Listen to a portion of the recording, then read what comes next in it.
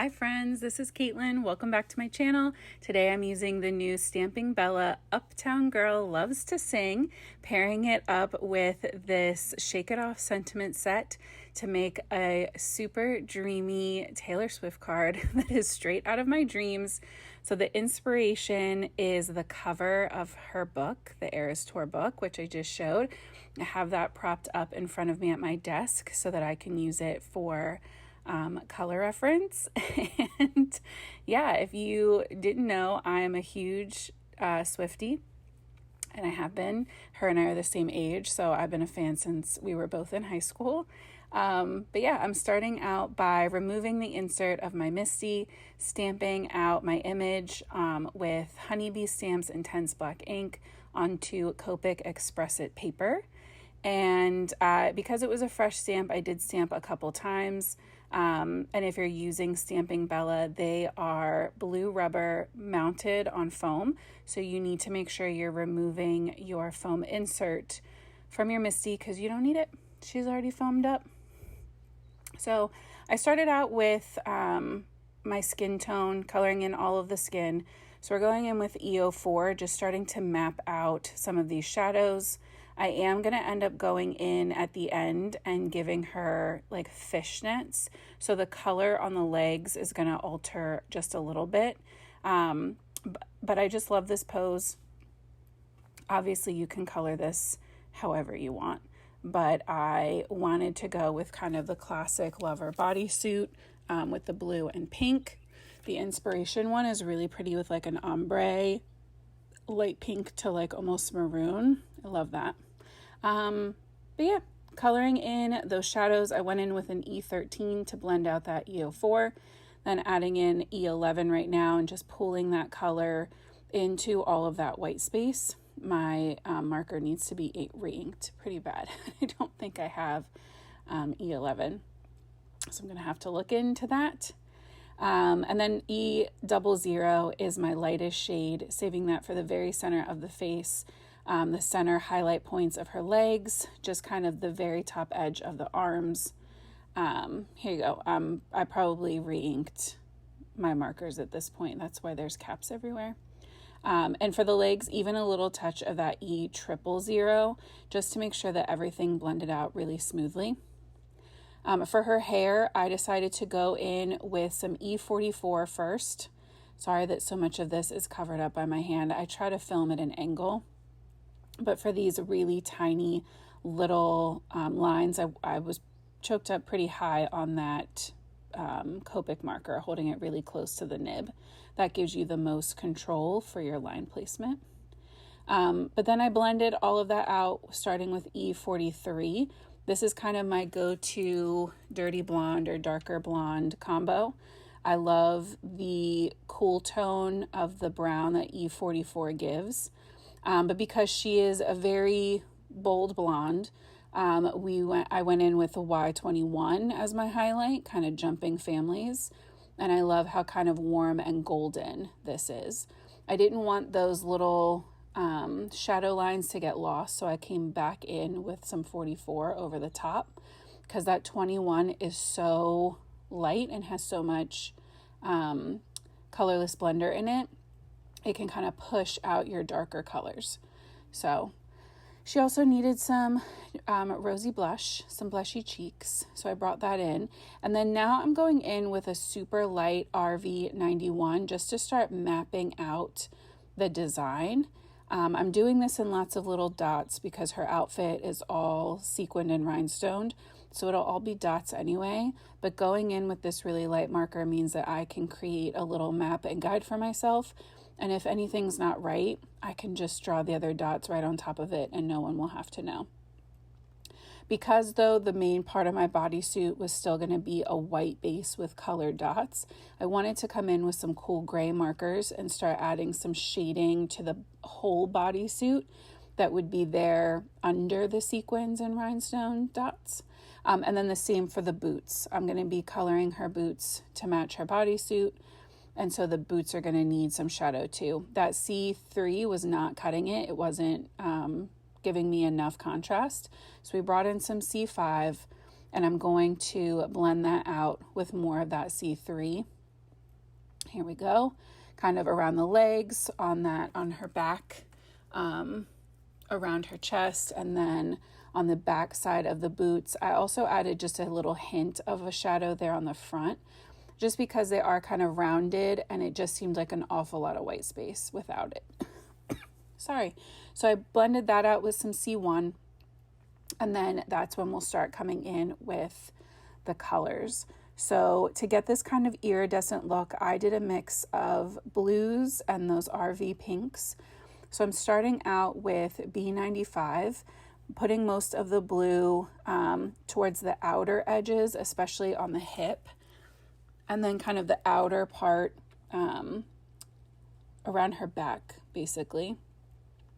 Just lots of little dots.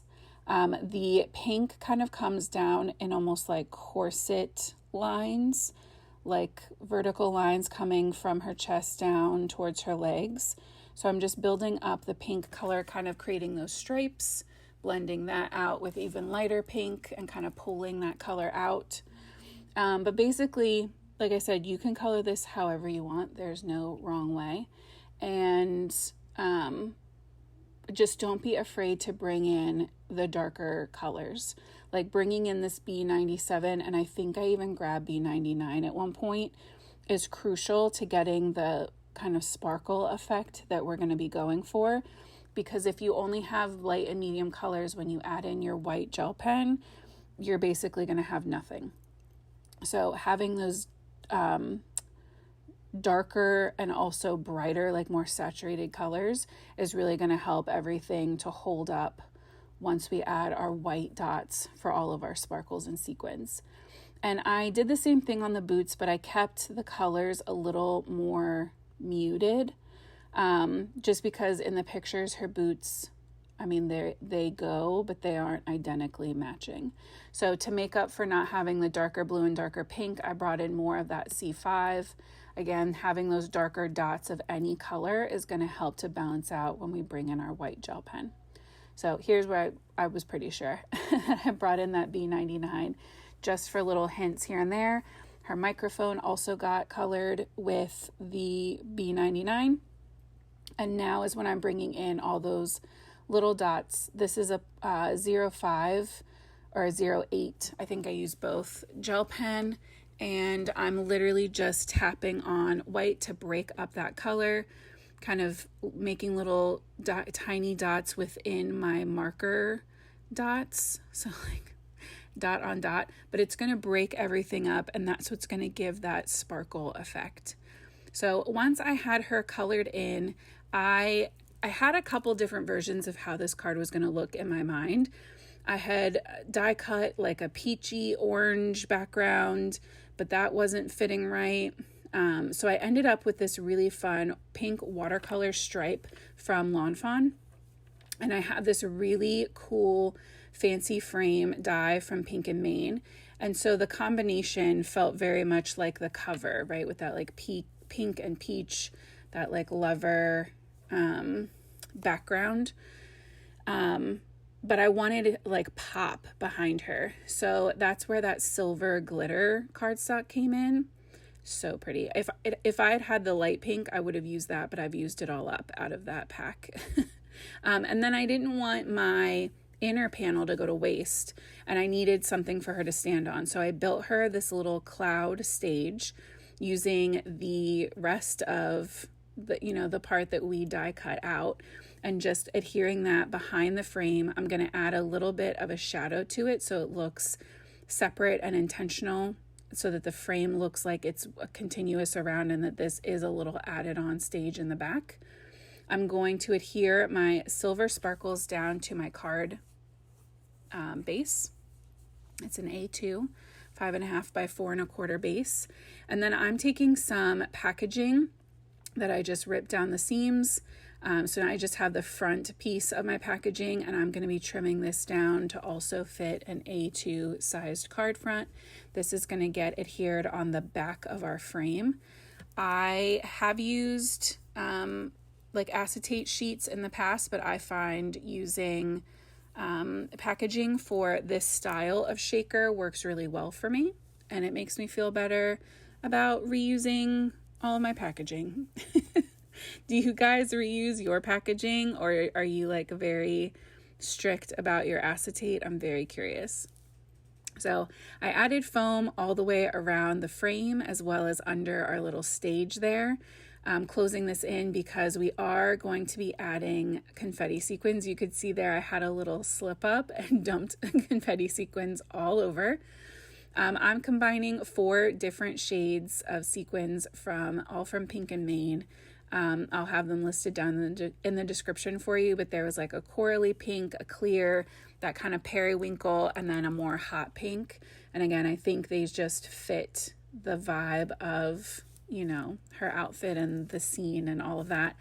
If you aren't a Taylor Swift fan, I hope you'll at least take away the shaker inspiration and maybe some coloring, like making that sparkly outfit. And maybe you have to do like a ballerina card or something and you need some sparkle ideas. And then because I love the shaker, but there's so much room for everything to move around, I added a couple of my sequins to the front of my acetate, so that even when all of the shaker bits are kind of down towards the bottom, there's still some sparkle up around Miss Swift. So on my card base itself, I'm stamping my sentiment inside because I couldn't figure out a good place for it to go with the rest of the layout on the card. So instead of forcing it, I just added it to the inside. It says, may your next era be the best one yet. Which is just so cute. And then with some dot adhesive, I am adding the whole shaker panel to my card front. I did decide that if she was on a stage, she needed some drop shadows around her feet. So I went back and added that. And then as I was comparing it to the book cover, I was thinking that like it's a thing that she wears those fishnets and like 3 pairs of tights. For anybody who's crazy like me and watched all of the Eras tours like on TikTok streamed live. And so I had to go back with some E33 and just add just a little very thin fishnet over her legs. So once that's added, that's going to wrap up the card. I've been a little MIA lately. I am so grateful for you guys. I promise I have more content coming soon. I have a bunch of videos filmed. I just need to get them edited and get caught up. But I love you. I'm so glad that you're here. I hope that you have an amazing day. And until next time, happy crafting.